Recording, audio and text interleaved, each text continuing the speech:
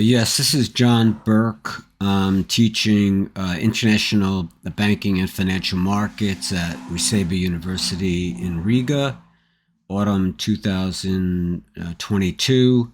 And today I want to talk about the world financial order. So I'll start with the Bretton Woods system, which was a conference that took place in New Hampshire prior to the end of World War II in 1944. And essentially, at this conference, a new international monetary system was established, and we're still living with it today, even though the US went off the gold standard in the 1970s. But essentially, what did Bretton Woods produce?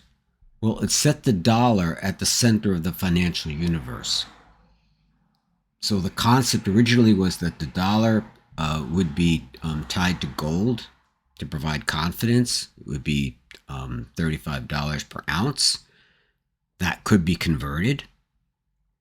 Why? Because at that point in time, the Allies had paid the United States their financial obligations in gold, and the United States was the largest gold holder in the world. Second, two new institutions were created, the International Monetary Fund and the World Bank. And at a separate conference, but that followed shortly thereafter in San Francisco, the United Nations was established. So essentially this is the core of the system. The dollar as the world's reserve currency and ultimately the world's invoice currency. The IMF, the World Bank, and the United Nations, which was supposed to deal with dispute resolutions. Now, in order to get a fuller picture, we have to add some other institutions. One would be the Bank of International Settlements that was established in the 1930s to deal with German reparations, but that problem disappeared shortly after the Bank of International Settlements in Basel, Switzerland was established. But now it serves as a forum to coordinate the actions of central bankers around the world. It's extremely important in setting prudential regulation. Even though it lacks the authority to legislate, but nevertheless, central bankers or other representatives who meet at these conferences establish what are called the accords, go back to their individual nation states, and these individual nation states then can adopt these accords as proposed or modify them, and they become law, and they therefore regulate credit institutions. We also have to add into that the GATT, the General Agreement on Tariffs and Trade, that also emanates from this period. Of course, now we know it as the World Trade Organization, which was established in 1995. So together we have this constellation of institutions that sets the public framework for the financial system. And we can see offshoots from this, such as the G7,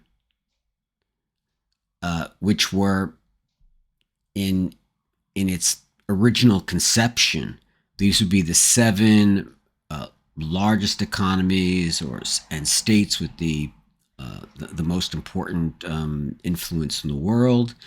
And the G7, which is elected by no one, it's a self-appointed organization, in theory, sets global policy. The question to ask yourself is why, since it's an unelected organization, it's just self-appointed, but nevertheless it does. And due to the passage of time between 1944, the early 1950s, and now, naturally the world has changed. The G7 no longer represent the largest economies in the world. They certainly don't represent the largest percentage of population in the world. And some of them, such as Canada, Italy, I would even say France, and the United Kingdom, are no longer important political forces. Yet you still have this G7. It meets annually, and it purports to set global policy for everyone else.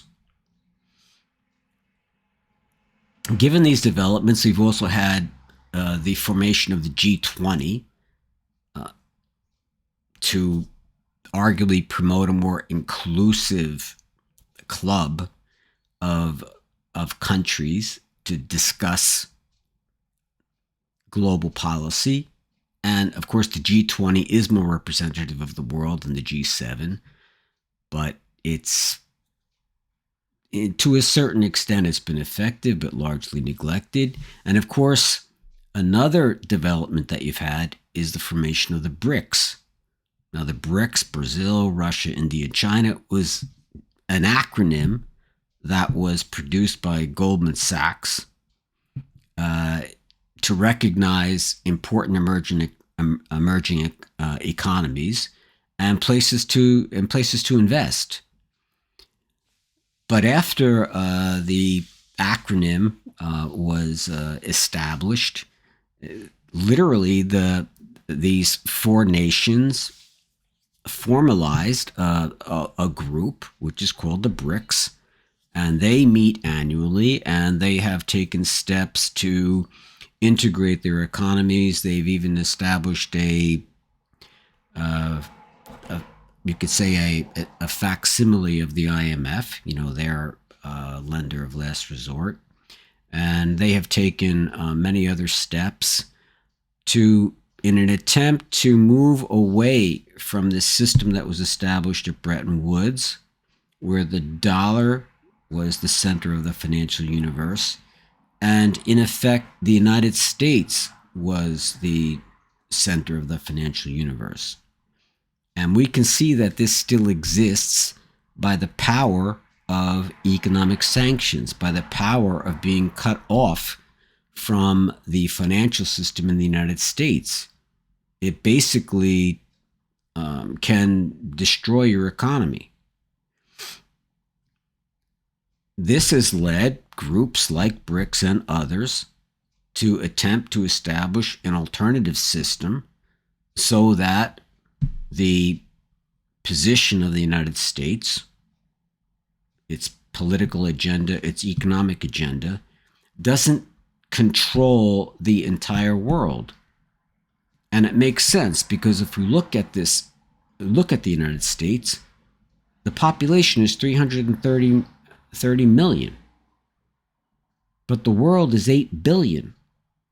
So essentially, you have a very small population, even though it's still the largest economy in the world.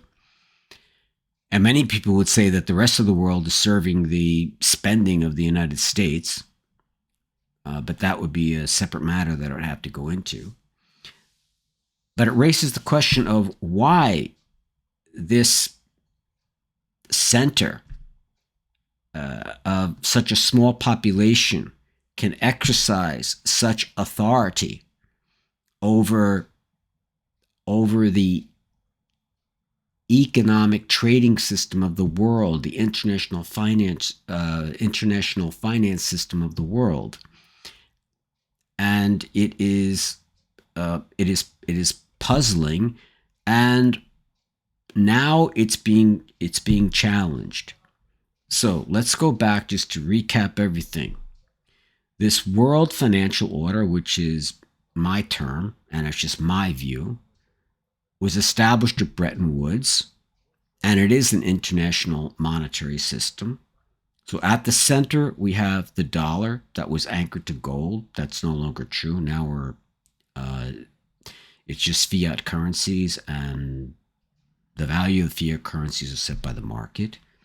The International Monetary Fund, whose function was originally supposed to manage the fixed exchange regime, but that once the United States went off this so-called gold standard, it lost that mission. So now it serves as a lender of last resort, and it is a important source of data. The World Bank, which the mission was to eradicate poverty. GATT, now the WTO, what is the mission? It's to encourage and to promote international trade. The BIS, to set prudential standards for financial institutions.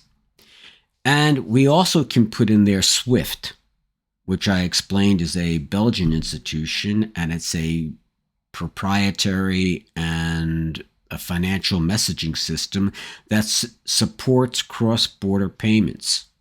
So if we take this constellation of organizations, this is the world financial order in which private institutions operate and public institutions operate that perform a financial function, such as pension funds, sovereign wealth funds, and so on. So I'll end there, and if you have any questions, you can ask me, but I just wanted to give you this portrait of the landscape of the Bretton Woods system and its aftermath, and we are still within that system, even though it is under challenge and is fragmenting to a certain degree.